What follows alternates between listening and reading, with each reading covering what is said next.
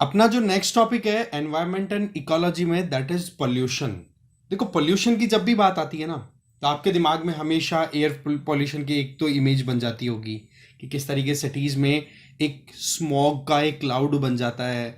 और बहुत बार ये बताया जाता है कि नॉर्थ इंडियन सिटीज के ऊपर एक हमेशा डार्क क्लाउड देखने को मिलता है। मोर और लेस जब सर्दियों की बात आती है उस समय तो देखने को जरूर मिल ही जाता है। इसके अलावा पानी की बात करें तो वाटर पॉल्यूशन हमारे यहाँ पर बहुत ज़्यादा बढ़ता हुआ दिखाई दे रहा है। जिस स्पीड से अर्बनाइजेशन हो रहा है, जिस स्पीड से पॉपुलेशन ग्रोथ हो रही है, उसी का एक तरीके से रेपकशन के तौर पर हम देख सकते हैं कि पानी की जो है वो बढ़िया क्वालिटी की अवेलेबिलिटी बहुत कम होती चली जा रही है। तो वो कहीं ना कहीं पानी में कुछ ऐसे कंटेंट का मिल जाना, या फिर अब पानी आप देख सकते हो, पानी में बहुत सारे मिनरल्स होते हैं, ठीक है, मोर और लेस ऑर्गेनिक और इनऑर्गेनिक, जिसमें कार्बन कंटेंट होता है, नहीं भी होता। पर होता क्या है कि अगर कोई भी एक कंपाउंड या कंटेंट की क्वांटिटी एक लिमिट से ज़्यादा बढ़ जाती है ना, तो वही चीज़ कहीं ना कहीं पॉल्यूशन का एक फॉर्म दे देती है। या तो हम पानी की बात करें या हवा की बात करें। एग्जैक्टली ऐसे ही नॉइस पॉल्यूशन का भी आपने नाम सुना होगा कि एक लिमिट होती है हमारे सुनने की, उससे ज्यादा अगर आवाज हो जाए तो वो नॉइस पॉल्यूशन में कन्वर्ट हो जाता है। अदरवाइज नॉर्मल नॉइस है वो तो देखो हम वैसे भी टॉलरेट करते हैं ही। तो इस तरीके से एक लंबी लिस्ट बन जाती है जब भी हम पॉल्यूशन की बात करते हैं। तो पॉल्यूशन का मतलब एक तरीके से एक ऐसी एबनॉर्मल सिचुएशन, कंडीशन जो कि हमारे लिए कहीं ना कहीं फेवरेबल नहीं होती, चाहे फिर वो एयर की बात कर लो, वाटर की बात कर लो, नॉइस की बात कर लो, और या फिर आजकल एक पोल्यूशन और चल रहा है, दैट इज लाइट पोल्यूशन। आप देखते हो ना रात के समय में किस तरीके से उजाला होता रहता है। बड़ी बड़ी मैरिज पार्टीज होती हैं, उन पार्टियों में दूर दूर तक लाइट, फॉग लाइट वो आपने देखी होंगी। तो उसकी वजह से क्या होता है कि आसपास का एनवायरनमेंट है ना वो पोल्यूट हो जाता है उस लाइट की वजह से। कई बार तो उस लाइट पोल्यूशन के चलते एस्ट्रोनॉमर्स की तरफ से एक तरीके से ऑब्जेक्शन भी आता है कि भाई हम थोड़ा बहुत स्टार्स की पोजीशन को इनको देखना चाहते हैं, और यहाँ से जो ऑब्जर्वेटरीज हैं अर्थ सरफेस से उनको बहुत प्रॉब्लम आती है। तो ये कहीं ना कहीं हमें समझना जरूरी होता है कि पोल्यूशन की कौन कौन से स्टेट्स और कौन कौन से कंडीशंस हम फेस कर रहे हैं, और अभी रिसेंट टाइम में कौन कौन से पॉइंट्स हाईलाइटेड थे न्यूज में। ठीक है, तो इसी बात को कंटिन्यू करते हुए हमारा फर्स्ट पॉइंट है, दैट इज स्काई ग्लो। ये देखो एक बहुत बड़ी सिटी है और उसके ऊपर का जो आकाश है, स्काई है, वो किस तरीके से ग्लो कर रहा है। अब आप समझ सकते हैं कि यहां पर जो नॉक्टर्नल बर्ड्स हैं, रात के समय में जो भी बर्ड्स माइग्रेट करते हैं, चलते हैं, आप बताइए उनको समस्या होगी कि नहीं इससे। इसके अलावा आप यहां से कुछ ऑब्जर्वेशन करना चाहते हो डीप स्काई में, तो क्या वो पॉसिबल हो पाएगा? ये तो कहीं ना कहीं डिस्टरबेंस होगी।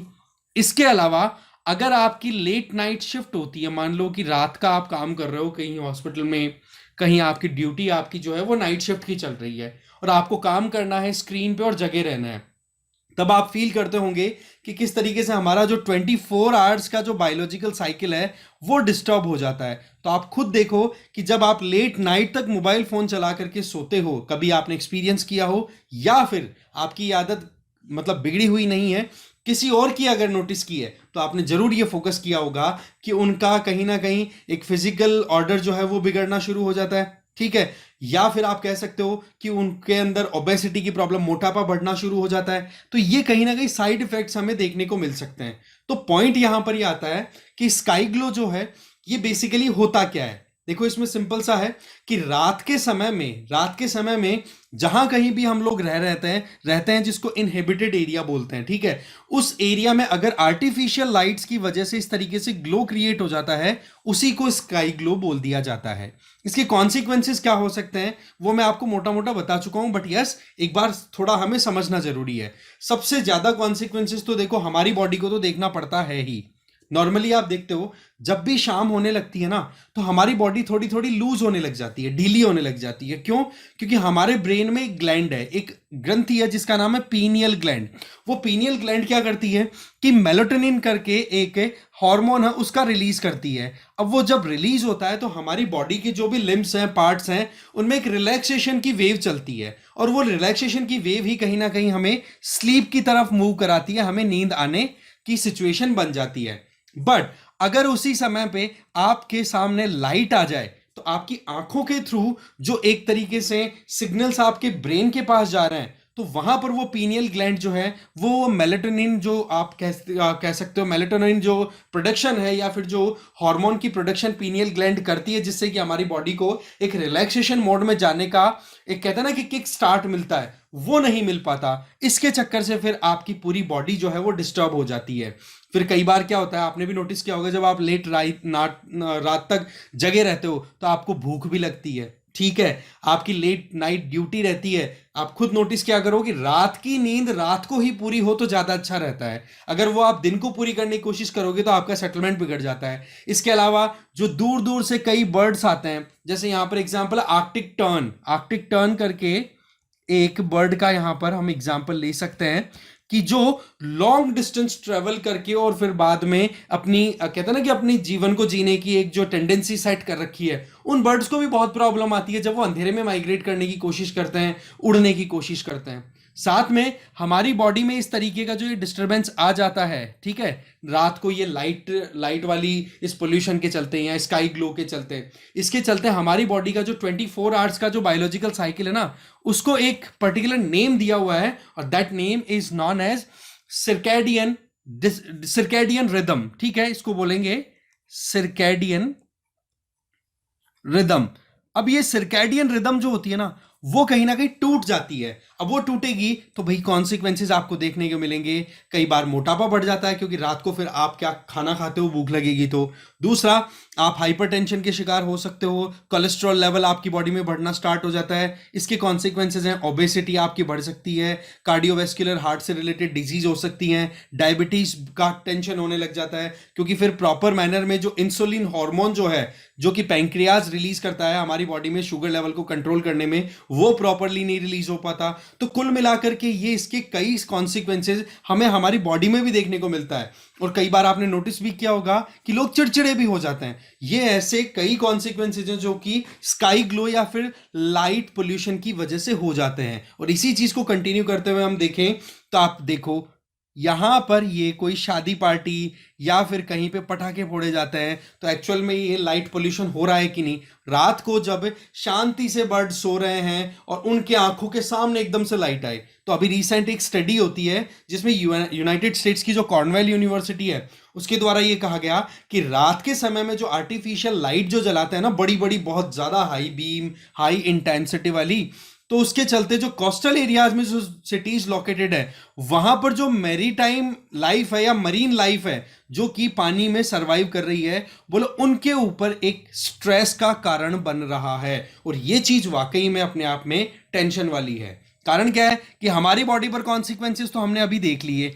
अब होता क्या है, एक छोटा सा एग्जांपल हम यहां पर लेते हैं।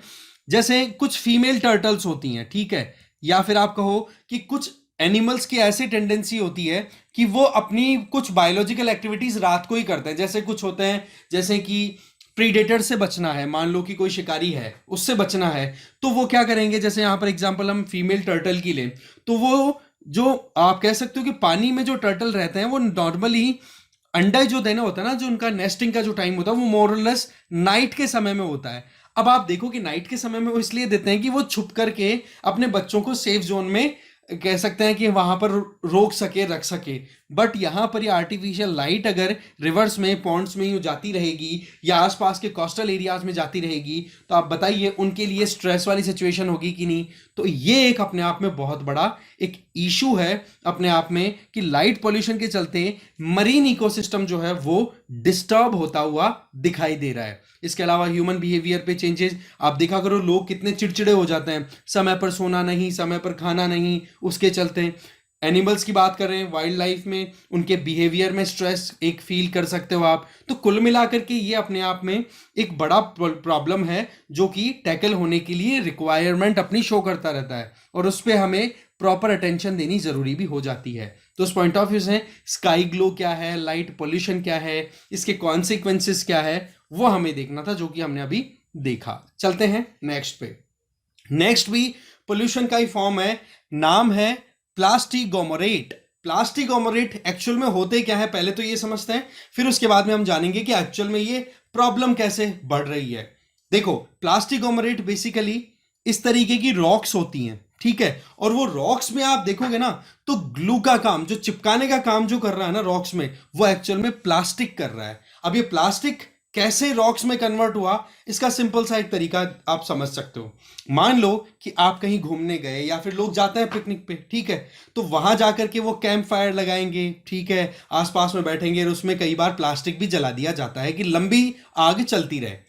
अब वो प्लास्टिक जैसे ही वहां पे जलेगा, तो सीधी बात है, आसपास में अगर मैरीटाइम है आप कह सकते हो, या फिर कोई वाटर बॉडी है, तो उसमें वो प्लास्टिक का जो मटेरियल है जलने के बाद में लीच करके या फ्लो होकर के जा सकता है। और वहां जाकर के आप देखोगे कि या तो पानी में जाकर के प्लास्टिक पोल्यूशन फैला देगा, या फिर जिस जगह पे वो प्लास्टिक मेल्ट होकर के नीचे मिल रहा है, वहीं पर डिफरेंट रॉक या रॉक फ्रेगमेंट्स के साथ में, चट्टानों के साथ में मिल करके एक फॉर्म ले लेगा, जो कि इस तरीके की स्ट्रक्चर अपीयरेंस आप दिखेगी कि जिसमें एक चट्टान उठाओ, एक पत्थर उठाओ, और उसमें बीच बीच में आप नोटिस करोगे कि प्लास्टिक के ग्रैन्यूल्स या प्लास्टिक की प्रेजेंस आपको देखने को मिल जाएगी। इसका मतलब क्या हुआ कि प्लास्टिक जो है वो मिक्स हो गया चट्टानों के साथ में, रॉक्स के साथ में, और इस तरीके से जो रिजल्टेंट रॉक बनती है उसी को प्लास्टिगोमरेट बोलते हैं। अब आप खुद सोचो कि प्लास्टिक पोल्यूशन इस हाई लेवल तक पहुंच गया कि पहले तो यही सोचते थे कि प्लास्टिक जो है वो वाटर में मिक्स होकर के हमारी बॉडी में माइक्रो ग्रैन्यूल्स के फॉर्म में घुसता है, बट एक्चुअल में, या फिर फूड चेन में एंटर हो जाता है। बट अभी जो देखा गया है ये क्या है कि अंडमान निकोबार आइलैंड्स है ना हमारे, उसमें एक आइलैंड है जिसका नाम है एवीज आइलैंड। यहां पर हम लोकेशन एक बार देखेंगे, आपको थोड़ा अच्छे समझ में आएगा। ये अंडमान एंड निकोबार आइलैंड्स हैं, जिनको 10 डिग्री चैनल, 10 डिग्री लैटिट्यूड पे जो आप कह सकते हो लैटिट्यूड है वो पास होती है, वो डिवाइड करती है अंडमान एंड निकोबार को। आप क्या देखते हो कि अंडमान वाले एरिया में यहां पर एक बंच है बड़ा सारा, जिसको मैंने आंसर कल किया है, ये आइलैंड्स का, और इन्हीं में एक आइलैंड है जिसका नाम है एवीज आइलैंड, जो कि साउंड आइलैंड के बिल्कुल पास में लोकेटेड है। इस आइलैंड पर ये इस तरीके का स्ट्रक्चर आप देख सकते हो, इस आइलैंड के ऊपर से जो इमेज ली हुई है सैटेलाइट से। तो पॉइंट यहां पर यह है कि इस आइलैंड पर इस तरीके का प्लास्टिगोमरेट जो है वो मिला साइंटिस्ट को, और ये क्या शो करता है कि हमारे एरिया, और ये पहला एविडेंस है कि इंडियन टेरिटरी में ये प्लास्टिगोमरेट जो है वो आइडेंटिफाई हुए हैं, वो रिकवर किए गए हैं। तो ये शो करता है कि प्लास्टिक पोल्यूशन लगातार बढ़ता चला जा रहा है। और ये जो एविडेंस मिला है यहां पर एवीज आइलैंड से, ये 2014 का बताया जा रहा है जब डेटिंग निकाली गई। तो कुल मिलाकर के प्लास्टिक की वजह से एक जो इकोसिस्टम में डिसरप्शन आ रहा है वो लगातार बढ़ता चला जा रहा है। और कुछ सोशल साइंटिस्ट जो हैं उनके द्वारा क्या कहा जा रहा है कि ये तो एंथ्रोपोसीन जो एज चल रही है, जहां पर मानव की डोमिनेंस चल रही है पूरे अर्थ सरफेस के ऊपर, बोलो उसका एक अपने आप में एक मैनिफेस्टेशन है ये तो, क्योंकि मानव ने ही प्लास्टिक अपनी खुद की जरूरतों के लिए बनाई है, और उसी प्लास्टिक की कॉन्सिक्वेंसेस अब आप देख सकते हो कि वो रॉक में भी मिक्स हो चुके हैं। ठीक है, तो ये था प्लास्टिगोमरेट, ध्यान रख लेना। और एवीज आइलैंड क्या है वो भी आपको ध्यान रख लेना है। चलिए नेक्स्ट है फ्लाई ऐश। देखो फ्लाई ऐश का मतलब उड़ता हुआ राख। आपने देखा होगा जब अगर इंडस्ट्रियल एरिया में कभी गए हो, तो ये जो चिमनियां होती हैं, इनसे जो धुआं, ये हवा निकलती रहती है ना, इसके साथ में ये राख भी उड़ता हुआ निकलता है। और कई बार नोटिस किया हो तो उसी इंडस्ट्रियल एरिया में कोई रेजिडेंशियल एरिया है, तो वहां पर आप व्हाइट कपड़े पहन करके निकल लो, तो हो सकता है कि आपको शाम तक बिल्कुल काली शर्ट मिले। ठीक है, तो ये कहीं ना कहीं फ्लाई ऐश का एक छोटा सा एक हम समझ सकते हैं कि एक्चुअल में एमिशन कहां से होता है। अब फ्लाई ऐश जनरली प्रोड्यूस कहां से होता है? देखो, जब कभी भी हम हाइड्रोकार्बन्स को बर्न करते हैं, जैसे कि पेट्रोलियम हो या फिर फॉसिल फ्यूल ले लो, एक मोर और लेस मोटी बात करें, जैसे कोयला ही हो गया, अगर हम कोल को बर्न करेंगे ना, तो उसमें राख बनेगी, और कुछ राख इतनी हल्की होती है कि वो हवा के साथ में जो एक हीट बाहर निकलती है, उसी के साथ साथ में एनवायरनमेंट में ऊपर सस्पेंडेड रहती है, उड़ती हुई दिखाई देती है। तो होता क्या है कि अभी रिसेंट टाइम में जो एंटार्क्टिका है ना, जो हमारी अर्थ का सदर्न पोल है, उस पर जो एंटार्क्टिका कॉन्टिनेंट लोकेटेड है, वहां पर कुछ रिसर्चर्स ने क्या आइडेंटिफाई किया है कि वहां की जो आइस है ना, कि साइंटिस्ट्स को एंटार्क्टिका के आइस का कोर, दैट मीन्स आप देख सकते हो आइस का जो एक तरीके से बहुत बड़ा कन्फाइनमेंट है अंटार्कटिका में, वहां पर 1936 के समय की निकली हुई फ्लाई ऐश के कुछ रेमिनेंट्स मिले हैं। ये चीज आपको एक तरीके से ये शो करता है कि वहां पर कितने सालों से ये फ्लाई ऐश जो है वो स्टोर्ड है। अच्छा, इसमें भी मेजर जो कंपोनेंट है दैट इज एससीपी, जिसको हम बोल सकते हैं स्फेरॉइडल कार्बोनेशियस पार्टिकल्स। ये अपने आप में फ्लाई ऐश का बहुत बड़ा कंपोनेंट होता है, और ये चीज वहां पर दिखना ये अपने आप में इकोलॉजी के लिए खतरा भी है। क्यों है? इसके पीछे सिंपल सा लॉजिक है। आपने देखा होगा कि जब भी सनलाइट आती है ना, तो वो अर्थ सरफेस से टकरा करके और वापस भी जाती है।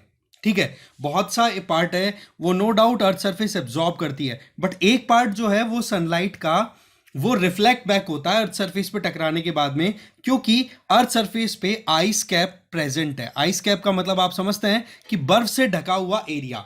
अब आइस अगर वाइट होती है ना, तब तो देखो प्रॉपरली वो सनलाइट रिफ्लेक्ट बैक कर जाएगी, बट वहीं पर इस तरीके से फ्लाई ऐश या ब्लैक कार्बन जैसे कंटेंट अगर बर्फ के साथ मिक्स होकर के वहां पर सेटल्ड होंगे ना, तो आप मान के चलो कि सनलाइट जो आती है उसकी एब्जॉर्प्शन कैपेसिटी बढ़ जाएगी। अब आपको पता है कि बर्फ में अगर थोड़ी बहुत भी कलर में वाइटनेस थोड़ी कम होगी तो लाइट एब्जॉर्प्शन ज्यादा होगा, टेम्परेचर बढ़ने के ज्यादा चांसेस होंगे।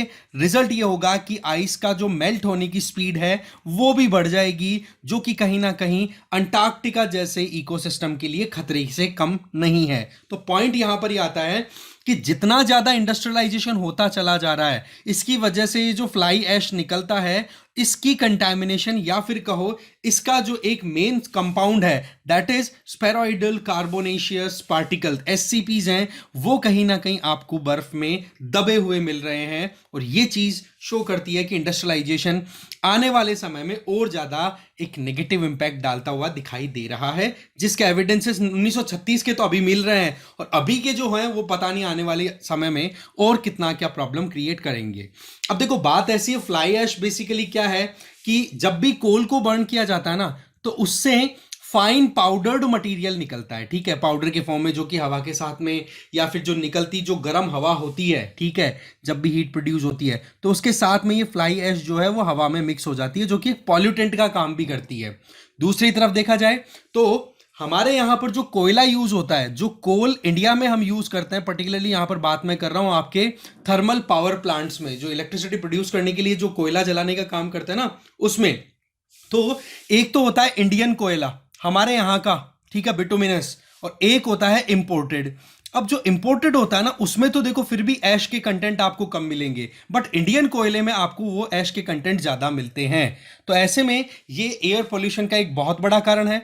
इसके अलावा देखा जाए तो जब ये फ्लाई ऐश निकलती है, जैसे कि अभी हमने इंडस्ट्रीज में नोटिस किया, एक बार फिर से हम इस इमेज पे देखते हैं, यहां पर आप फिल्टर्स लगा दो, स्क्रबर्स लगा दो, उससे क्या होगा, ये बाहर निकलती हुई जो राख है इसको आप इस चिमनी में ही ट्रैप कर लो। अब उस ट्रैप्ड जो भी आपकी ऐश है, उस ऐश को आप कहाँ रखोगे? या तो आपको रखना पड़ेगा एकदम किसी खाली जमीन पर ले जा करके डालना पड़ता है, ठीक है, स्टोर करना पड़ेगा, या फिर ये जो ऐश है, राख है, ये भी कहीं कोई दूसरी जमीन पे जाकर के सेटल होगा, या फिर किसी पानी की बॉडी में जाकर के उसकी पानी को पोल्यूट कर देगा। तो ये कई कॉन्सिक्वेंसेज हैं जो कि फ्लाई ऐश डिस्पोजल की वजह से हमें देखने को मिलता है।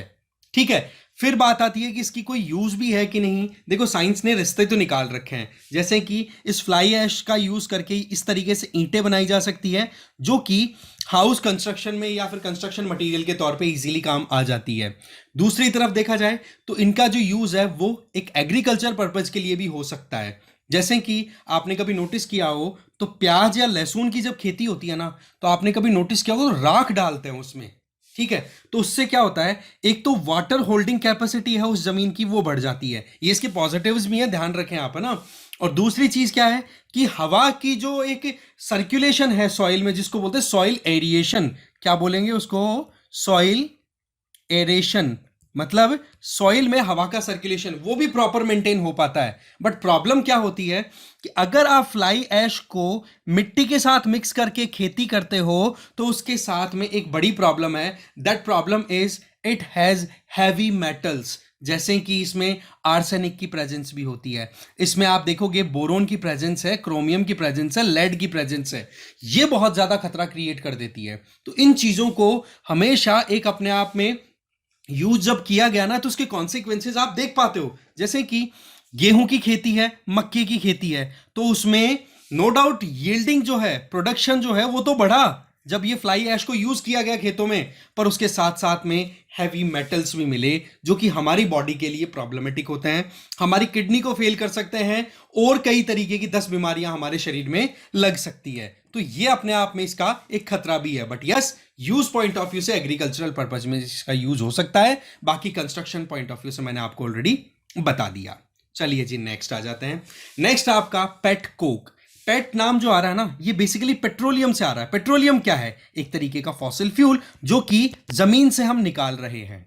ठीक है, कोई पुराने हजारों करोड़ों सालों पहले, करोड़ों अरबों सालों पहले जो एनिमल्स थे, उनके नीचे दब जाने की वजह से उनकी बॉडी या उनका जो बायोमास है वो कन्वर्ट हो गया आपके किसमें? फॉसिल फ्यूल में। और उसी बायोमास का हम यूज करते हैं आज हमारी एनर्जी रिक्वायरमेंट्स को फुलफिल करने में। तो जो पेट्रोलियम निकलता है ना, वो बेसिकली कार्बन की एक लंबी चेन होती है, कार्बन और हाइड्रोजन की एक लंबी चेन होती है। ठीक है, पर वो डायरेक्टली यूज करना हमारे लिए मुश्किल है, क्योंकि उसके लिए एक हाई टेक्नोलॉजिकल इंस्ट्रूमेंट्स आपको तैयार करने होते हैं। तो क्या होता है इसमें? उस लंबी चेन को आप कन्वर्ट करते हो शॉर्टर चेन में। इसका मतलब ये हो गया कि आप पेट्रोल निकाल लेते हो, डीजल निकाल लेते हो, केरोसिन निकाल लेते हो, इसके अलावा जो बचा हुआ पार्ट है उसे पेट्रोकेमिकल बना लिया करते हो। तो जो रेजिडुअल पार्ट बचता है ना, एक प्रोसेस होता है जिसको बोलते हैं क्रैकिंग प्रोसेस। क्या बोलते हैं उसको? Cracking process. उस क्रैकिंग प्रोसेस में जो आपका फॉसिल फ्यूल रॉ मटेरियल के तौर पे आपने निकाला है अर्थ से, उसको आप प्रोसेस करते हो, उसमें से gasoline, that means petrol, gas, natural gas, या फिर डीजल या केरोसिन या कोई और केमिकल आप निकाल लेते हो। फिर उसके बाद में लास्ट में जैसे जैसे प्रोसेस आगे बढ़ता है तो सॉलिड मटेरियल बच जाता है, और उसी सॉलिड मटेरियल से एक बाई प्रोडक्ट के तौर पे आपको मिलता है, that is non age coke. और इसलिए फाइनली उस कोक का नाम क्या हो गया? Petroleum Coke. अब यहां पर पॉइंट क्या है कि इस पेट्रोलियम कोक का इंडिया है ना, ये दुनिया में सबसे बड़ा कंज्यूमर है। ये आपको ध्यान रख लेना है कि पेट कोक सबसे ज्यादा कहां पर यूज होता है? इंडिया में। दूसरी बात, जितना हम यूज करते हैं उसका 50% तो हमें इंपोर्ट करना पड़ता है। इसका मतलब पेट कोक हमारे यहां पर इतनी ज्यादा प्रोडक्शन नहीं है जितनी की हमारी रिक्वायरमेंट है। अब सवाल ये आता है कि इंपोर्ट कहां से होता है? तो वो आता है, देखो, यूनाइटेड स्टेट्स ऑफ अमेरिका से। तो ये चीज हमें थोड़ी इंपॉर्टेंट चीजें हैं, ध्यान रख लेनी है। हमारी एनर्जी रिक्वायरमेंट में पेट कोक का बहुत बड़ा कंट्रीब्यूशन है। ठीक है, अब ये पेट कोक जो है ना, इसका तो यूज नॉर्मली हो जाता है एनर्जी रिक्वायरमेंट्स को पूरा करने में। बट जिस तरीके से ये जो क्रैकिंग प्रोसेस मैंने आपको बताया, जिसमें आप पेट्रोलियम को, जो लॉन्ग चेन हाइड्रोकार्बन्स है, जिसमें हाइड्रोजन और कार्बन के कंपाउंड्स आपको एक लंबी चेन में जुड़े हुए मिलते हैं, उनको आप स्मॉलर चेन में तोड़ देते हो जिसमें पेट्रोल, डीजल और ये निकल जाते हैं। तो आप देखोगे कि वहां पर बाई प्रोडक्ट के तौर पर जो भी रेजिडुअल मटेरियल बचता है ना, वो कई बार क्या होता है, छोटी छोटी निडल्स के फॉर्म में फॉर्मेशन में आता है। अब आप ये नोटिस करो यहां पर किस तरीके की स्ट्रक्चर दिख रही है, जैसे छोटी छोटी सुइयां हैं वो इकट्ठा हो गई हो किसी मैग्नेट के चारों तरफ, ऐसा फील हो रहा होगा। इस तरीके से भी कॉक का एक पर्टिकुलर फॉर्म तैयार होता है, इसको बोलते हैं निडल पैट कोक। क्या बोलेंगे? Needle PAT Coke. अब पॉइंट आ जाता है कि निडल पैट कोक यूज कैसे होगा, कहां होता है। तो यही हमारा कंटेक्स्ट है।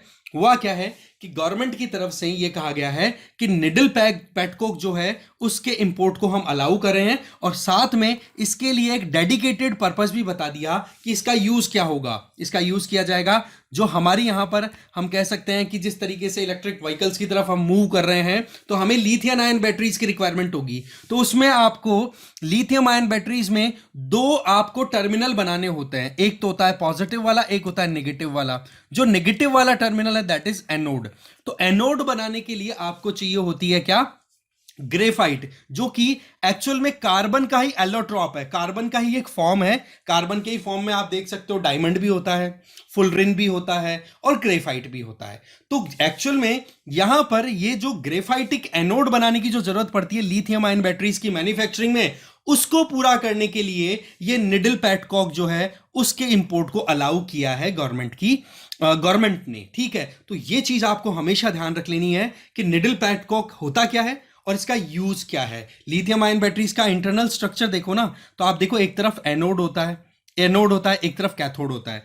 एनोड पे मेन जो कन्फाइनमेंट यहां पर आप देख सकते हो, ये एक तरीके का करंट कलेक्टर का काम करता है, ठीक है। और दूसरी तरफ इधर करंट कलेक्टर के तौर पे आपने बाहर की तरफ क्या मेटेलिक कैप कहते हैं ना कि लगाते थे हम, आप देखो मोटी मोटी की इंटरनल स्ट्रक्चर, और बाहर आपको कनेक्शन देने के लिए कनेक्टिंग वायर लगाने होते हैं, वो करंट कलेक्टर के तौर पे जाने जाते हैं। इसका इंटरनल स्ट्रक्चर देखो, एक कैथोड है, फिर उसके बीच में एक इलेक्ट्रोलाइट, दैट मीन्स एक लिक्विड फॉर्म में या सेमी लिक्विड फॉर्म में आपको मटेरियल तैयार करके रखना होता है। खैर लिथियम की बात करें तो लिथियम सॉलिड फॉर्म में ही आपको मिल जाएगा। और इसके अलावा फिर होती है दूसरी तरफ एनोड। तो कैथोड और एनोड के बीच में ये जो इलेक्ट्रोलाइट है, इसका बेसिकली रोल क्या होता है कि इलेक्ट्रॉन्स के मूवमेंट को ये कहीं ना कहीं एक ऐसा एनवायरनमेंट प्रोवाइड करता है जिससे कि इलेक्ट्रॉन, क्योंकि आपको पता होगा कि करंट फ्लो क्या होता है कि इलेक्ट्रॉन जिस तरफ फ्लो हो रहे हैं उसके जस्ट ऑपोजिट आपकी करंट फ्लो होती है, ठीक है। मोटी मोटी ये 9th क्लास की साइंस से आपको आइडिया होगा। तो पॉइंट यहां पर ये है कि ये जो एनोड की मैन्युफैक्चरिंग है ना, इसमें आपको चाहिए होता है ग्रेफाइटिक एनोड, और उसकी मैन्युफैक्चरिंग में ये कहीं ना कहीं निडल पैटकॉक जो है ये काम आने वाला है। और इसी पॉइंट ऑफ व्यू से इसको अभी इंपोर्ट करना अलाउ किया है, क्योंकि ये जो निडल पैटकॉक है ना, ये कॉमन पैटकॉक के कंपैरिजन में फिजिकली भी बड़ा डिफरेंट है। हमने अभी अपीयरेंस में देखा कि पैटकॉक तो नॉर्मली काला कोयला जैसा दिखाई दे रहा है, और निडल पैटकॉक है वो किस तरीके से निडल्स की फॉर्म में है। इसकी क्वालिटी क्या है कि ये इलेक्ट्रिकल कंडक्टिविटी बड़ी गजब रखता है, दैट मीन्स इसके थ्रू करंट बड़ा अच्छा फ्लो होता है, और इसके पास में स्ट्रेंथ भी है जो कि लिथियम आयन बैटरी के लिए एकदम परफेक्टली सूटेबल बनाती है निडल पैटकॉक को, जिसका यूज अब गवर्नमेंट की तरफ से अप्रूव कर दिया गया है। तो इस तरीके से पैटकॉक क्या होता है, निडल पैटकॉक कैसे यूज होता है वो हमने जाना। चलिए आ जाइए नेक्स्ट पे। नेक्स्ट है वेस्ट वाटर ट्रीटमेंट। देखो सीधी बात है कि पानी को हम यूज करते हैं, कहने को तो लोग कहते हैं कि पानी खत्म हो जाएगा, भाई पानी खत्म नहीं होगा, अच्छी क्वालिटी का शुद्ध पानी है वो कम हो जाएगा, वो ही कम हो रहा है। क्यों? क्योंकि हम जिस तरीके से यूज करते हैं पानी को, उसमें जो भी कंटामिनेशन है उसको मिक्स किया और छोड़ देते हैं नदी नालों में, अल्टीमेटली वाटर पॉल्यूशन लगातार बढ़ता चला जा रहा है। तो ऐसे में हमें ज़रूरत है कि उस पानी को हम रिसाइकिल कर सकें, उस पानी को हम ट्रीट कर सकें जिससे कि वो रीयूजेबल बन सके। तो ऐसी परिस्थितियों में अभी क्या होता है कि कुछ रिसर्चर्स ने मिलकर के पानी को, जो आप देख सकते हो टेक्सटाइल इंडस्ट्री में जो कलर देने के बाद में पानी छोड़ दिया जाता है, जिस पानी में वो कलर भी मिक्स होता है जो कि कपड़े के ऊपर उतारा गया है, तो वो जो डाई है ना, डाई कलर है ना, उसको सेपरेट करके पानी को यूजफुल बनाने के लिए रिसर्चर्स ने 3 डिफरेंट मेथड्स अप्लाई किए चेन फॉर्म में, पहले एक किया फिर दूसरा फिर तीसरा, और उसका रिजल्ट ये हुआ कि पानी कहीं ना कहीं रीयूजेबल कंडीशन में आ गया। और वो 3 प्रोसेस क्या थे? एक तो था बायो सर्फेक्टेंट, एक था कैविटेशन, एक है मेम्ब्रेन प्रोसेस। अब सवाल ये आता है कि ये प्रोसेस, ये तीनों के तीनों मेथड्स हैं, ये क्या है, ये हमें समझना है। देखो बायो सर्फेक्टेंट की बात करें, नाम आ गया बायो का मतलब इसमें आप कहीं ना कहीं लिविंग थिंग्स की बात करने वाले हो। तो पॉइंट यहां पर है कि बैक्टीरिया और फंगी जो होता है ना, फंगस, इनका यूज किया जाता है पानी में जो भी कंटैमिनेशन है उसको कंट्रोल करने के लिए, और वही पर्पस यहां पर किया जाता है यूज। तो पानी का बड़ा कोई तालाब, उस तालाब में या पॉन्ड में आप ऐसे बैक्टीरियाज और फंगस को ऊपर सरफेस पे डाल दोगे जो कि उसमें प्रेजेंट जो कुछ भी अनवांटेड, आप कह सकते हो कि बायोलॉजिकल एंटिटी प्रेजेंट है जो कि बैक्टीरिया और फंगस कंज्यूम कर सकते हैं, उससे फिर वो खत्म कर दिए जाएंगे। कहने का मतलब एक तरीके से पानी में जो इन्फेक्शन का जो सिनेरियो हो सकता है, उस इन्फेक्शन वाले या फिर जो भी पैथोजेंस हैं या फिर जो भी मटेरियल उसमें प्रेजेंट है, उसको ये बैक्टीरिया और फंगस क्या कर देंगे? खत्म कर देंगे। इससे फायदा क्या होता है कि उस पानी को आप फिर एग्रीकल्चर में, फार्मास्यूटिकल दवाइयों के अंदर या फिर इंडस्ट्रियल पर्पसेज में ऐसे काम में आता है बायो सर्फेक्टेंट का जो काम है। कहने का मतलब पानी के सरफेस पे आप इस तरीके से बायोलॉजिकल एक्टिविटीज रन कराते हो जिसके चलते हमारे लिए जो बेनिफिशियल बैक्टीरियाज एंड फंगीज हैं वो डेवलप होते हैं, जो कि उस पानी में प्रेजेंट जो भी अनवांटेड बायोलॉजिकल थिंग्स हैं उनको वो कंज्यूम कर देते हैं, खत्म कर देते हैं। और यही काम आप इस टेक्निक में समझते हो जिसको बोलते हैं बायो सर्फेक्टेंट। इसमें कुछ बैक्टीरियाज तो ऐसे होते हैं जो हैवी मेटल्स को भी रिमूव करते हैं, जैसे कई बार ऑर्सेनिक को रिमूव करने की जरूरत पड़ती है, कई बार लेड को रिमूव करने की जरूरत पड़ती है। तो ये अपने आप में एक बहुत प्रॉमिसिंग एक स्टेट या कॉन्सेप्ट तैयार हुआ है। इसके मल्टीपल यूजेस हो सकते हैं। ध्यान रखें ये एग्जाम्पल्स जो है आपके सामने, इन पे बेस्ड प्रीलिम्स में क्वेश्चन बन सकता है कि बायो सर्फेक्टेंट का कहां कहां कैसे कैसे यूज हो सकता है। तो agriculture, pharmaceutical industry, environment, heavy metal, इनके ऊपर आप इसको बहुत बढ़िया तरीके से यूज कर सकते हो। ठीक है, अब आ जाते हैं दूसरे पे। दूसरा हमारा है दैट इज कैविटेशन। देखो कैविटी क्या होती है? एक सिंपल सी पाइप होती है जिसका डायमीटर बहुत छोटा होता है। तो इसमें क्या किया जाता है, इधर देखो यहां पर कि ये पॉल्यूटेड वाटर है जिसमें मानो कि सेल्यूलोज, दैट मीन्स आपके प्लांट्स के, इनकी पत्तियों के, इनके भी रेजिड्यूज बचे हैं और कुछ अनवांटेड थिंग्स और मिली हुई है। अब हमें उसको यूज करना है। तो यूज करने का तरीका क्या है? पहले तो क्या किया आपने, बायोसर्फेक्टेंट का यूज करके उसमें जो भी बैक्टीरियल या फिर वायरल प्रॉब्लम हो सकती थी आपने उसको कंट्रोल किया डिसइंफेक्टेंट का यूज करते हुए। इसका मतलब अब वो इन्फेक्शन नहीं करेगा, but yes there are some kind of solid contamination and slurry is present there. अब आपको उसको खत्म करना है, मतलब अभी भी गंदगी है पर वो मोटी है।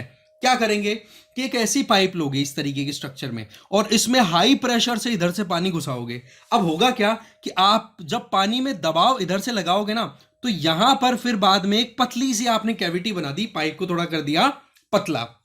अब क्या होगा, इधर पानी में जब दबाव लगेगा ना, तो यहां पर जो छोटे छोटे सस्पेंडेड कंटामिनेशन है, गंदगी है ना, वो एक दूसरे से चिपक करके थोड़ी साइज में हो जाएगी बड़ी, क्योंकि पानी निकलने की स्पीड हो गई कम, क्योंकि यहां पर हो गया क्या, प्रेशर तो ज्यादा बट स्पेस मिल रहा है कम। तो कंप्रेशन होगा कि नहीं, कंप्रेशन होगा तो छोटे छोटे पार्टिकल्स मिलके हो जाएंगे बड़े, और फिर बाद में जैसे इस कैविटी को क्रॉस किया जाएगा उन बड़े बड़े पार्टिकल्स को आगे जाने का मौका मिलेगा। अब सीधी बात है, हैवी अगर पार्टिकल हो गया कंटामिनेशन का, तो उसकी टेंडेंसी क्या होगी, नीचे सेटल होने की।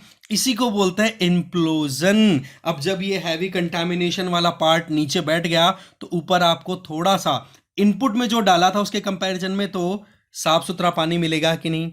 ठीक है, अब आ जाइए नेक्स्ट स्टेट पे। नेक्स्ट स्टेट आपकी मेम्ब्रेन प्रोसेस। मेम्ब्रेन प्रोसेस में क्या होता है कि आप अलग अलग लेवल की, आप कह सकते हो कि मेम्ब्रेन मतलब एक थिक शीट है वो तैयार कर लेते हो, पतली पतली फिल्म, और उन फिल्मों के थ्रू पानी को आप पास कराते हो। एग्जैक्टली वैसे जैसे कि हम घरों में आरओ का पानी यूज करते हैं, जिसमें जो कंटैमिनेशन है वो जैसे जैसे आगे जाएगी वैसे वैसे रिमूव होती चली जाती है, और अल्टीमेटली टैप से जो हम पानी निकाल के पीते हैं वो मोर और लेस कंज्यूमेबल होता है। तो कुल मिलाकर के देखा जाए तो ये एक फिल्ट्रेशन का प्रोसेस है जिसमें आप गंदगी को रिड्यूस करते चले जाते हो और अल्टीमेटली आपको यूजफुल वाटर या फिर पोर्टेबल वाटर मिल जाता है। तो ये जो चीज है ना, ये साइंटिस्ट लोगों ने मिलकर के अभी अप्लाई की है, जो कि अपने आप में टेक्सटाइल इंडस्ट्री से निकलने वाला जो पानी होता है ना, उसके लिए अपने आप में यूजफुल बना देता है। क्योंकि पानी की यूटिलिटी या पानी को जिस तरीके से मैनेज करना जरूरी है उसमें ये बहुत इंपॉर्टेंट फैक्टर बन जाता है। ठीक है, तो इस तरीके से ये हमारा अभी तक का एक पॉइंट हो गया। नेक्स्ट हमारा टॉपिक है दैट इज बगजान ऑयल लीक। होता क्या है, 2020 में ये बगजान जो है ना, ये बेसिकली लोकेटेड है असम के नॉर्थ ईस्ट में। ठीक है, अरुणाचल प्रदेश वाले एरिया में।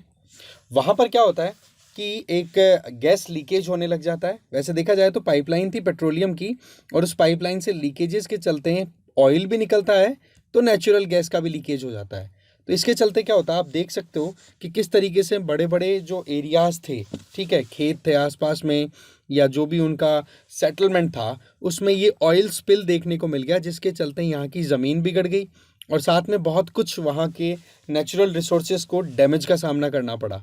तो इसके लिए अब क्या है कि नेशनल ग्रीन ट्रिब्यूनल ने ये कहा कि भाई जिन लोगों को भी इस पर्टिकुलर डिजास्टर की वजह से प्रॉब्लम हुई है उनको समय रहते हुए आप कॉम्पनसेशन दोगे। तो इस चीज़ के लिए कहीं ना कहीं जो ऑयल इंडिया लिमिटेड है ना, OIL, वो क्या है कि 2006 से लगातार इस एरिया में काम कर रही है, बट यही है कि लापरवाही हुई है। इन्वेस्टिगेशन प्रॉपर होगी तो पता पड़ेगा, बट यह सभी परसेप्शन से लग रहा है कि प्रॉपर मेंटेनेंस नहीं हो रखी होगी पाइपलाइन की, इस वजह से लीकेज हो गए, या फिर मेंटेनेंस के टाइम पर कोई लापरवाही होगी जिसके चलते ये एक बहुत बड़ा हादसा घटित हो गया। तो यहाँ हमारे लिए कुछ इंपॉर्टेंट चीज़ें यहाँ पर जानने की हो जाती हैं कि ये एरिया बेसिकली है कौन सा। आप यहाँ पर आप मैप देख सकते हो कि असम का जो नॉर्थ ईस्टर्न रीजन है उसमें एक इंपॉर्टेंट नेशनल पार्क है दैट इज डिब्रू सैखोवा, और उसी के पास में उसी वाले एरिया में एक इंपॉर्टेंट वेटलैंड भी लोकेटेड है जो कि असम में ही आ जाती है। ठीक है, नाम याद रख लोगे, मगरू मोटापंग। ठीक है, ये दोनों नेम्स हैं, बहुत इंपॉर्टेंट है। कारण क्या है कि इनकी लोकेशन अपने आप में इंपॉर्टेंट है, नंबर 1। नंबर 2, स्टेट अपने आप में इंपॉर्टेंट हो जाता है। अब देखो, ये जो गैस लीकेज हुआ था ना, इस गैस में कोई ऐसा नहीं है कि कोई एक ही पर्टिकुलर गैस रिलीज हुई थी। इसमें आप नोटिस करोगे liquid petroleum hydrocarbon, LPH। Hydrocarbon word इसलिए दिया गया है क्योंकि इसमें गैस भी इंक्लूडेड थी और ऑयल भी इंक्लूडेड था। तो इसका रिलीज होना कहीं ना कहीं आसपास के लोगों के लिए बहुत ज़्यादा खतरे वाला हुआ। इसमें गैस की बात करें तो इसमें मेजरली गैस कौन कौन सी निकली, एक तो प्रोपेन गैस निकली थी, इसके अलावा मीथेन का भी कुछ आउटब्रेक देखने को मिला, प्रोपाइलिन, और साथ में अदर गैसेस भी वहां पर रिलीज हुई थी। अब रीजन ये बताया जो मैं ऑलरेडी आपको बता चुका हूं। अच्छा, इस एरिया में जो इस तरीके का एक फायर आउटब्रेक भी हो गया था, उसको कंट्रोल करने की कोशिश के लिए क्या किया गया, इसी एरिया में एक इंपॉर्टेंट रिवर फ्लो होती है, ठीक है ना, उस रिवर का नाम आप देखोगे दैट इज डंगोरी। ठीक है, नाम याद रख लेना है। डंगोरी रिवर जो है वो डिब्रू साइखोवा जो नेशनल पार्क है उसी के पास से गुजरती है। वहां से यहाँ पर एक कहते हैं ना टेम्परेरी बेसिस पर एक वाटर रिजर्वायर तक बनाना पड़ गया, जिससे कि इस एरिया में ये जो प्रॉब्लम हो रही है इसको टैकल किया जा सके। ठीक है, तो ऐसे में ये अपने आप में एक इम्पॉर्टेंट जो था एक इवेंट था पॉल्यूशन पॉइंट ऑफ व्यू से, अगर हम यहाँ पे नोटिस करें। साथ में यहाँ पास में आप देख सकते हो ये रिवर जो फ्लो हो रही है, इसी की हम बात करें, डंगोरी। अब होता क्या है कि एक तरीके से यहाँ पर जो भी एनिमल्स हैं, इस एक्वेटिक लाइफ यहाँ पर चल रही है, उसमें जो गैंजेटिक डॉल्फिन है ना, उनकी भी कईयों की डेथ होती हुई देखी गई है, जो कि अपने आप में एक कंसर्निंग पॉइंट भी हाईलाइट हो जाता है। अब सवाल यह है कि इस तरीके के इवेंट्स को रोकने की जिम्मेदारी किस पर है, या फिर इनको रोका कैसे जा सकता है। देखो सीधी बात है, ये जो इस तरीके की ऑयल स्पिलिंग होती है ना, वो जनरली देखी जाती है ओशनिक या मैरीटाइम सिस्टम में। मतलब ये कि जब बड़े बड़े शिप्स जो हैं वो वेस्ट एशिया से अपने साथ में ऑयल लेकर के आते हैं, हाइड्रोकार्बन्स लेकर के आते हैं इंडिया में, तो उनमें कभी कोई एक्सीडेंट हो जाता है ना, तब जाकर के ऑयल स्पिल देखने को मिलता है। आपने सुना होगा तमिलनाडु कोस्ट के आसपास में कई बार डैमेज हो जाते हैं शिप, तो वो पूरी एक लेयर बना देते हैं पानी के ऊपर। ठीक है, तो पॉइंट यहां पर ये निकल के आता है कि इनको कंट्रोल कौन करता है। तो देखो यहां पर हमारी जो इंडियन कोस्ट गार्ड है ना, उनकी ये रिस्पॉन्सिबिलिटी आ जाती है कि वो इस तरीके के इवेंट्स को कंट्रोल करे। ठीक है, इनके द्वारा एक प्रोग्राम भी लॉन्च किया हुआ है, एक प्लान भी है, जिसके तहत ये इस तरीके के ऑयल स्पिल जैसे डिजास्टर को कंट्रोल करने की कोशिश करते हैं, जिसको बोलते हैं national oil spill disaster contingency plan. ठीक है, NOSDCP। तो इस प्लान के तहत इनके द्वारा क्या किया जाता है कि ये जो इंडियन कोस्ट गार्ड जो है, वो इस तरीके के ऑयल स्पिल डिजास्टर को इंडियन वाटर्स में, दैट मींस आप इंडियन ओशन की बात कर लो, बे ऑफ बंगाल की बात कर लो, या अरेबियन सी की बात कर लो, यहाँ पर जहाँ कहीं भी इस तरीके के स्पिल मतलब ऑयल स्पिल हो जाते हैं, तेल का फैलना हो जाता है, तो उनको कंट्रोल करने का ये काम करते हैं। इंडियन कोस्ट गार्ड जो है वो इसी प्लान को प्रॉपरली फॉलो करती है। कहने का मतलब एक कहते हैं ना कोड ऑफ कंडक्ट है ये। ठीक है, national oil spill disaster contingency plan जो है।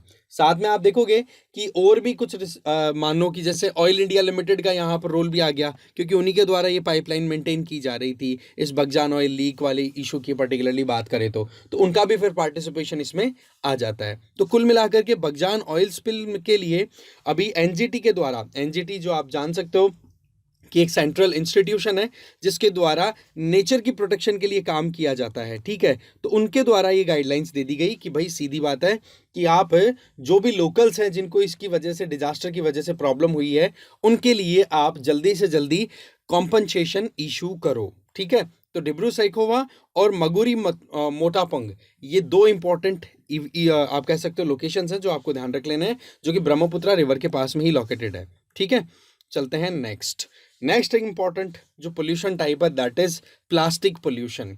आप देखो कितना ज़्यादा प्लास्टिक का पोल्यूशन इवन हमारी लाइफ में कितना ज़्यादा इंटरवीन करने लग गया है प्लास्टिक, कि हर कुछ चीज़ में, हर मतलब या तो लगभग हर चीज़ ही है, या हर दूसरी या तीसरी चीज़ में प्लास्टिक का इन्वॉल्वमेंट आपको दिख जाएगा अपनी लाइफ में। चाहे आप फ़ोन देख रहे हो तो उसमें भी कहीं ना कहीं इन्वॉल्वमेंट है, चाहे ईयरफोन लगा रखे होंगे या कुछ भी लगा रखा है।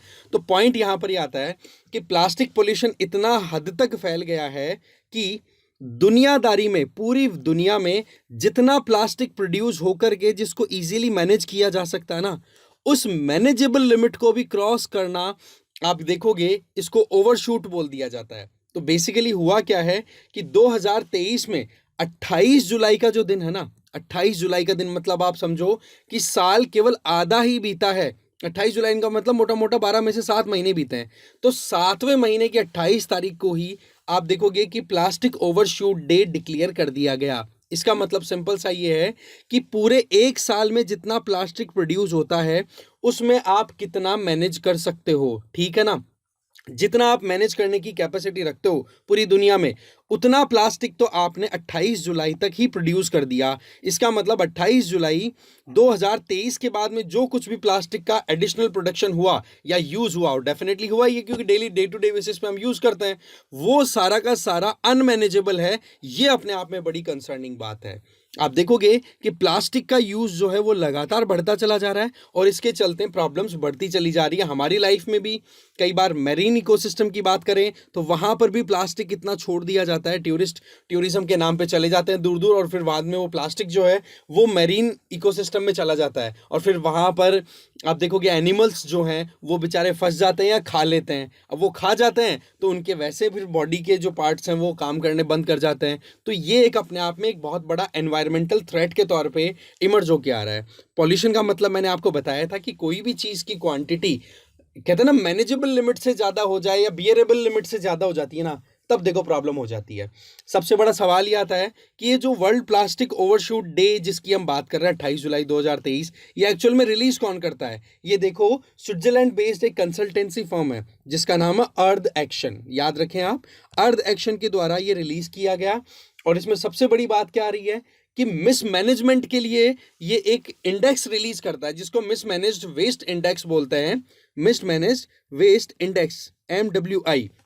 इसके तहत ये बताया जाता है कि कहां पर कितना कचरा प्रोड्यूस हो रहा है जिसको वो मैनेज ही नहीं कर पा रहे, और इसमें जो जितना बुरा परफॉर्म करेगा उसकी रैंक, उसको परसेंटेज भी हाईएस्ट मिल जाती है। अब आप देखोगे कि अफ्रीका के 3 कंट्रीज का यहां पर नाम मेनली हाईलाइट किया जा रहा है, ठीक है। वो 3 कंट्रीज कौन कौन से हैं?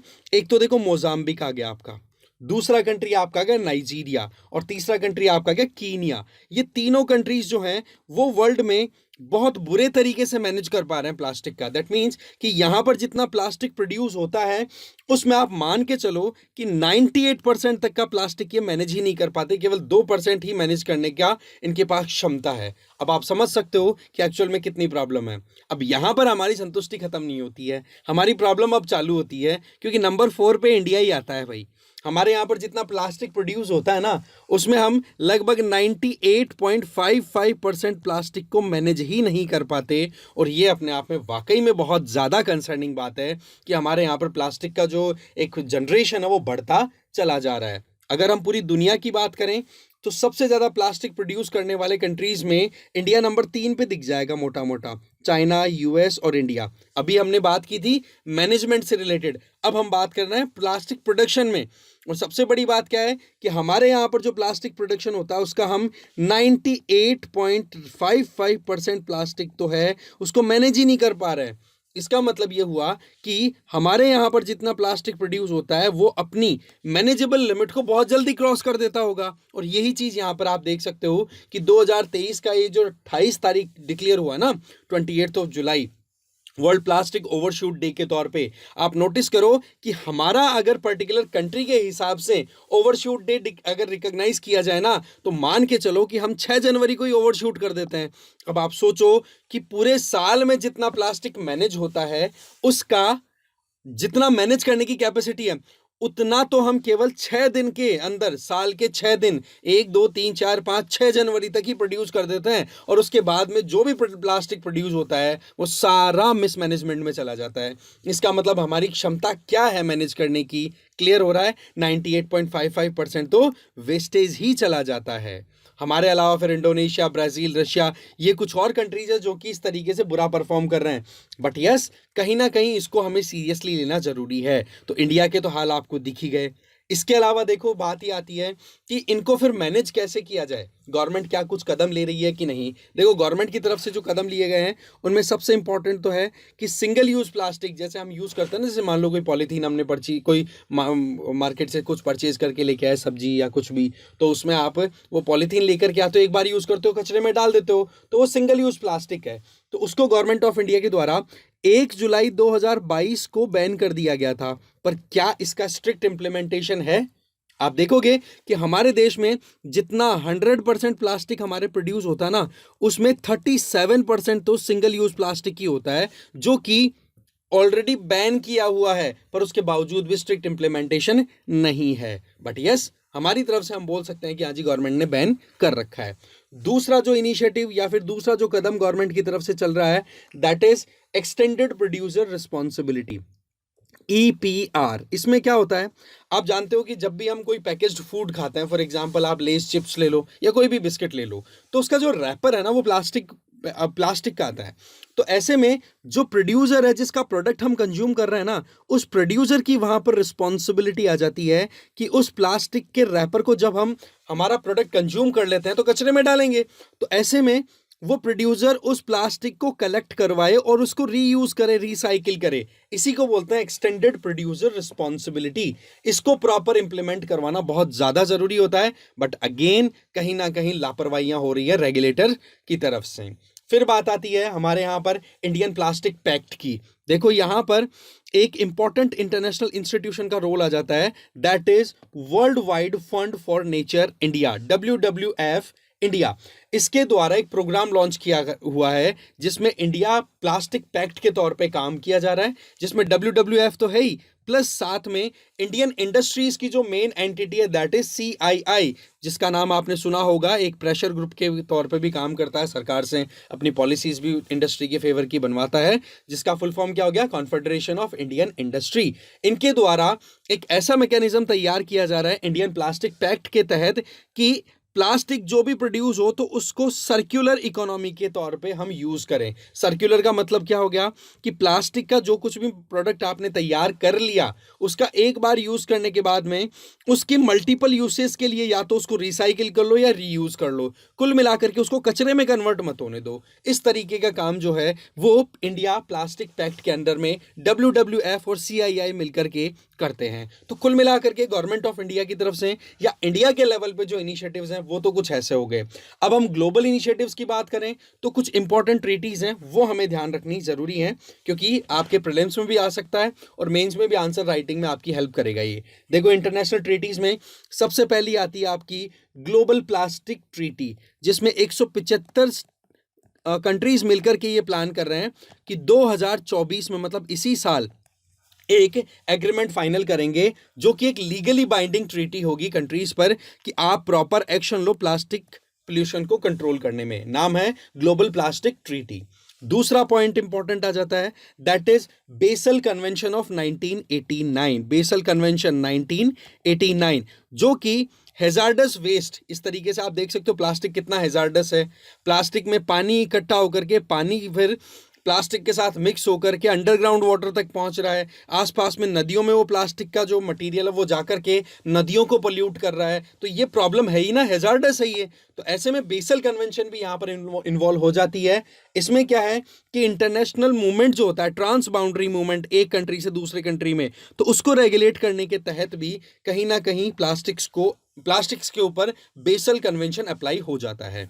और तीसरा इंपॉर्टेंट आप कह सकते हो इनिशिएटिव है प्लास्टिक पोल्यूशन को कंट्रोल करने के लिए, दैट इज लंदन कन्वेंशन। याद रखना भाई इनका नाम, क्योंकि इन पे बेस्ड क्वेश्चन आपको मिल सकता है। लंदन कन्वेंशन 1972 का।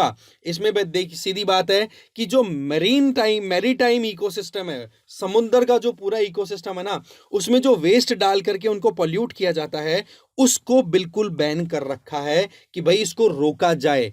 बट एक्चुअल में आपको पता ही है कि कहां पर इनका प्रॉपर इंप्लीमेंटेशन होता है। प्रॉब्लम्स जो हैं वो बनी की बनी है। बट यस, हमारे लिए पढ़ना जरूरी है, एटलीस्ट नॉलेज होगा तो हम अप्लाई तो करेंगे जब हम खुद एडमिनिस्ट्रेटर बनेंगे, इसलिए ये जरूरी हो जाता है। ठीक है जी, चलिए नेक्स्ट आ जाते हैं। नेक्स्ट अपना आ गया दैट इज क्लाउड सीडिंग। देखो सीधी बात है, इसको आर्टिफिशियल रेनफॉल भी बोल दिया जाता है। देखो होता क्या है, हमें थोड़ा सा एक बैकग्राउंड या बेसिक समझना होगा रेनफॉल पैटर्न का। देखो बरसात कब होती है, इसके लिए हम छोटा सा एग्जांपल लेंगे हमारे किचन से। आप गए हैं किचन में या फिर आप पानी गर्म करते हैं, तो आपने क्या नोटिस किया है कि पानी की जो सरफेस होती है उस पर से धीरे धीरे धुआं सा उठता रहता है, जिसको हम वाटर वेपर बोल दिया करते हैं। अब वो वाटर वेपर जो है वो जाकर के सीधा हवा में मिक्स हो गया। नॉर्मली अगर देखते हैं, अगर आपने कोई ढक्कन वक्कन नहीं लगाया है तो वो हवा में मिक्स होकर के हवा में एक ह्यूमिडिटी ऐड कर देता है, ठीक है। पर वहीं पर अगर उस पतीले पे या फिर जो भी आपका बर्तन है उस पे आपने कोई लिड रख दिया या कोई भी ढक्कन लगा दिया, अब क्या होगा, ये जो वाटर वेपर है, इस वाटर वेपर के जो भी पार्टिकल्स हैं वो इस सरफेस पे, जो आपका ढक्कन है उस सरफेस पे जाकर के चिपकेंगे, और चिपक करके थोड़ा थोड़ा करते करते वो क्या बन जाएंगे, बड़ी वाटर ड्रॉपलेट्स बन जाएंगी, बड़ी बूंदें बन जाएंगी।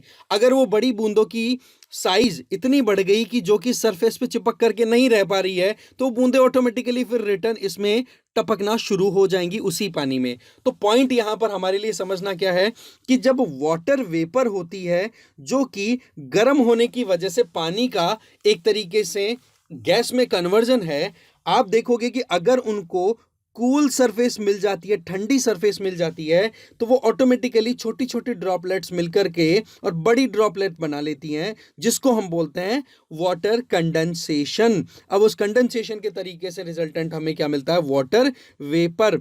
और अगर वाटर वेपर की साइज अगर बड़ी हो गई तो वो ऑटोमेटिकली ड्रॉप डाउन कर जाएगी। तो यही मेथड मोर और लेस यहाँ पे क्लाउड्स में काम करता है। अब आप देखो कि हमारे यहाँ पर कितने एरियाज ऐसे हैं जहां पर रेनफॉल पैटर्न जो है वो कुछ इस तरीके से है जहां पर हमें प्रॉपर बरसात ही नहीं मिलती। इसका एक छोटे से एग्जांपल अगर हम लें तो आप महाराष्ट्र या सेंट्रल इंडिया वाले एरिया में चले जाओ, विदर्भ वाले एरिया में चले जाओ, वहां पर मॉनसून सीजन में भी आपको बरसात बहुत कम मिलती है। वेस्टर्न राजस्थान की बात कर लो, वहां पर भी बहुत कम रेनफॉल मिलता है। आप लद्दाख वाले एरिया में चले जाओ, रेनफॉल बहुत कम मिलता है। तो ऐसे में अगर इन एरियाज में थोड़ा बहुत भी आर्टिफिशियल रेनफॉल करा दी जाए, जो कि नेचुरल नहीं है, हमारा इंटरवेंशन हो रहा है, हम कुछ करेंगे, उसी को क्लाउड सीडिंग बोलेंगे, समझेंगे आगे, तो उससे क्या होता है, बरसात अच्छे से हो सकती है। बट अभी जो कंटेक्स्ट है ना जिसके तहत हम इसको कवर कर रहे हैं, वो है बेसिकली पोल्यूशन कंट्रोल के लिए।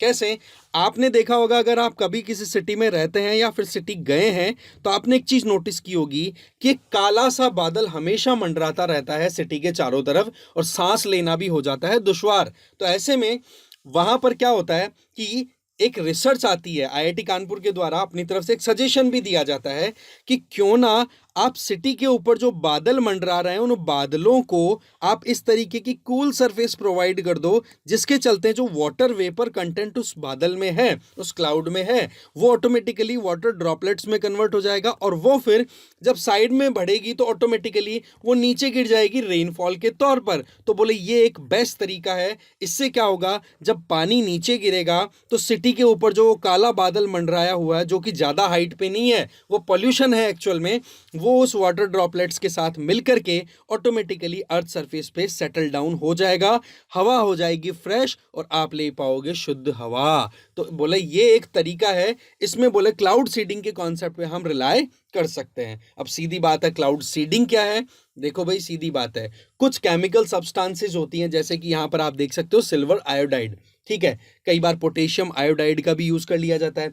कई बार ड्राई आइस, जो कार्बन डाइऑक्साइड होती है ना, सूखी कार्बन डाइऑक्साइड, जमी हुई कार्बन डाइऑक्साइड, जिसको ड्राई आइस बोलते हैं, वो भी अगर डाल दी जाए ना, मान लो ये क्लाउड है, क्लाउड के ऊपर से एक प्लेन को उड़ा दिया, प्लेन के अंदर से आपने शावर करवा दिया, अब ये ड्रॉपलेट्स, ये चीजें, ये जो कण है ना, ये बेसिकली आपके लिए वही काम करने वाले हैं। इन इन कह सकते हो कि जो मॉइस्चर कंटेंट इस पर्टिकुलर इसमें क्लाउड में प्रेजेंट है, उसके लिए एग्जैक्टली वैसा ही काम करेगा जैसा काम आपने अपने रसोई के अंदर जो पतीले के ऊपर ढक्कन लगाया था ना, वो काम कर रहा था। वो था आपको कूल सरफेस प्रोवाइड करने का। वो कूल सरफेस का काम यहाँ पर ये पार्टिकल्स कर देंगे, चाहे वो सिल्वर आयोडाइड हो, चाहे पोटेशियम आयोडाइड हो, या फिर ड्राई आइस हो। इनको बोल देते हैं हाइग्रोस्कोपिक न्यूक्ली। क्या बोलेंगे इसको?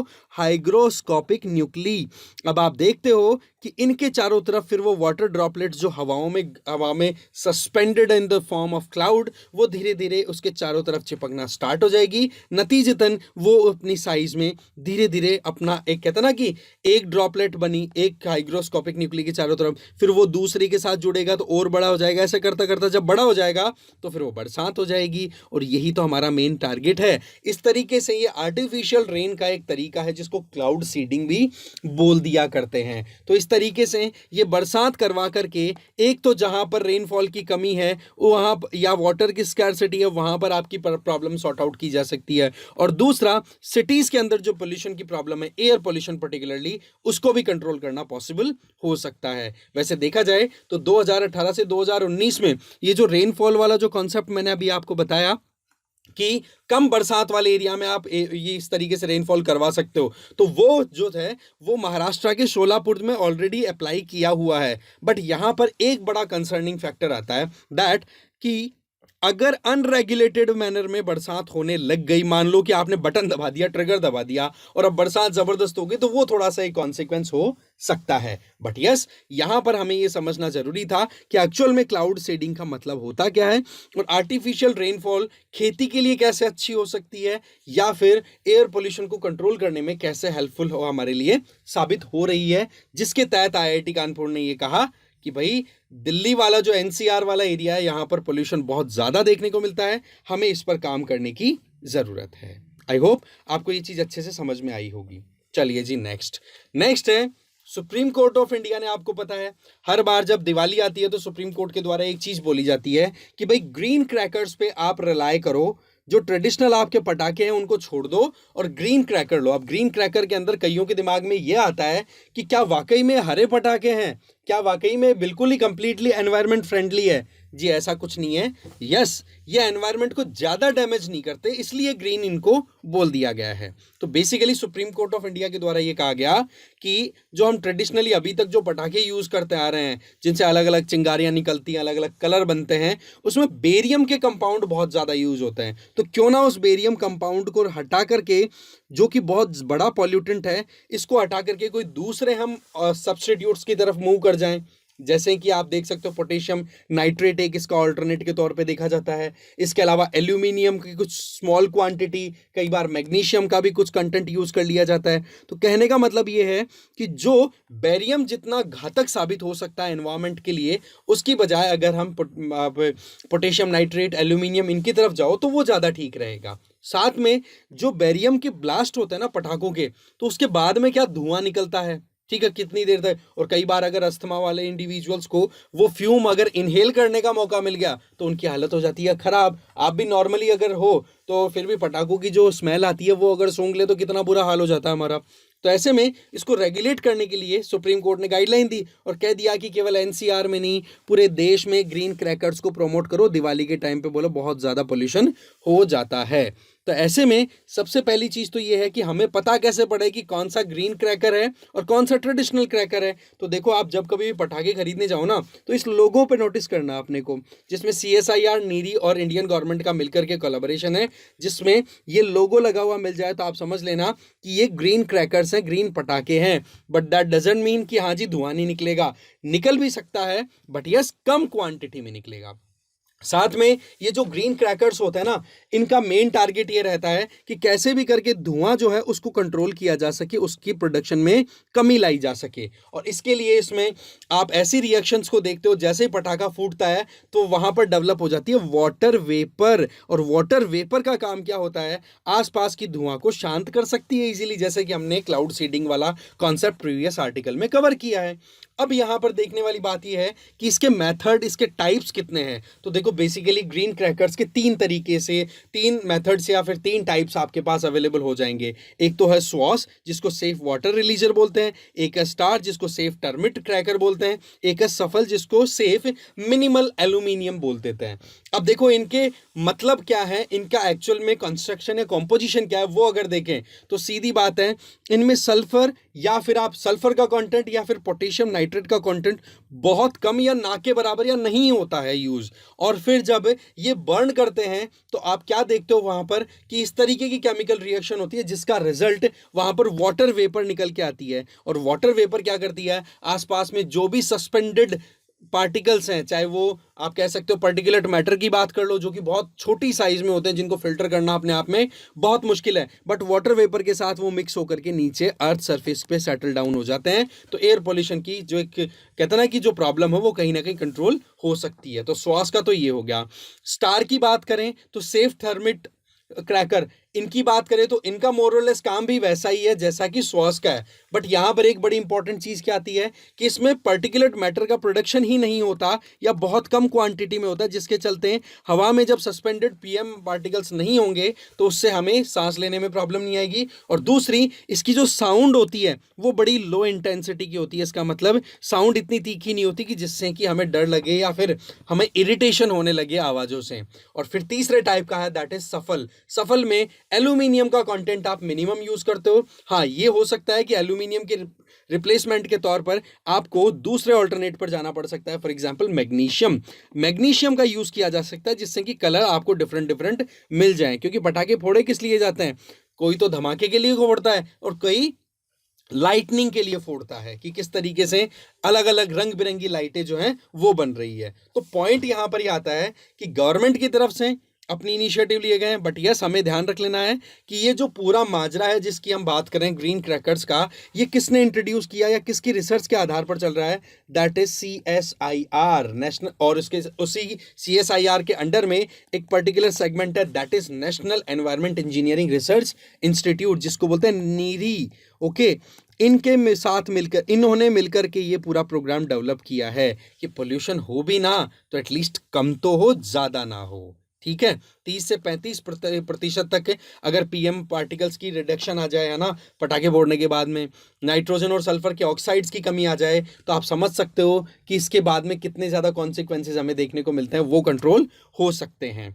फिर बात आती है कि ये जो ग्रीन क्रैकर्स हैं इनको रेगुलेट करने का काम कौन करता है? देखो, अभी कुछ दिनों पहले आपको ध्यान होगा कि मध्य प्रदेश में एक पटाखा फैक्ट्री में आग लगी, तो उस समय पर एक इंपॉर्टेंट इंस्टीट्यूशन का नाम बार बार हाईलाइट हो रहा था, उसका नाम है पेसो। याद रख लेना कि जो पटाखों का जो कुछ भी होता है मैन्युफैक्चरिंग, जो एक्सप्लोजिव मटेरियल्स होते हैं उनकी मैन्युफैक्चरिंग को रेगुलेट करने के लिए एक इंस्टीट्यूट काम करता है, that is petroleum and explosive safety organisation. Petroleum and आप कह सकते हो एक्सप्लोजिव सेफ्टी ऑर्गेनाइजेशन, जो कि department for promotion of industry and internal trade के अंदर काम करता है, दैट मीन्स DPIIT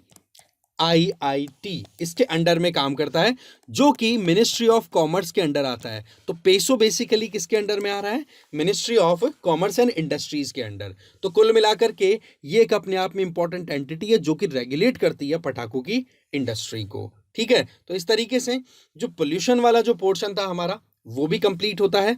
फिर इसमें आपको जो कुछ भी इस तरीके से एंटिटीज के नाम आए, हमेशा एक चीज ध्यान रखनी है, जब भी प्रिपरेशन करो तो क्यूरियोसिटी के साथ करनी है। कोई भी ऐसी चीज हो सकता है कि टीचर्स आपको कंप्लीट एक थॉरो इमेज ना दे पाए, है ना, क्योंकि थॉरो एक एक की टू की चीजें जो होती है ना, उनके लिए आपको खुद को एक बच्चे की तरह सोचना होगा कि ये क्यों, ये क्यों, क्यों, कैसे और क्या, ये 3 सवालों के जवाब आप ढूंढने की आदत डाल लो। डेफिनेटली आप खुद ही क्वेश्चन मेकर बन जाओगे और खुद ही उसके सॉल्यूशन बन जाओगे, और यही सबसे बेस्ट वे होता है अपनी प्रिपरेशन को कंटिन्यू करने का। तो इस पर्टिकुलर सेशन में इतना ही है, तो यहीं टर्मिनेट करते हैं। Thank you.